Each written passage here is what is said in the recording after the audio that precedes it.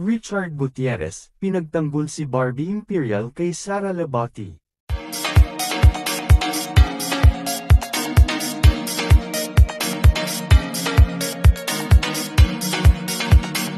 Pinagtanggol ni Richard Gutierrez si Barbie Imperial laban sa mga akusasyon ni Sara Labati na ito ang dahilan ng kanilang alitan.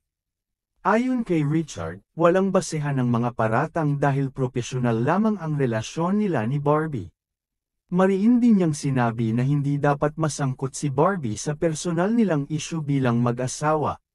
Dagdag pa ni Richard, mas maigi raw na pag-usapan nila ni Sara ang kanilang problema ng pribado. Nilinaw naman ni Barbie na walang katotohanan ang mga haka-haka at umiwas na magbigay ng karagdagang komento. Sa kabila nito, patuloy ang kontrobersya na umani ng iba't ibang reaksyon sa social media.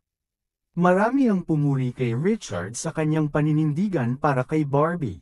Hinihiling ng fans na magkaayos na lamang sina Richard at Sara. Nanatiling tahimik si Sara sa mga pahayag ni Richard. Hanggang ngayon, wala pang malinaw na conclusion sa isyong ito. And this are chika for today mga ka-showbiz, sana nag-enjoy kayo. Don't forget to like, share, subscribe and click the notification bell for more updates.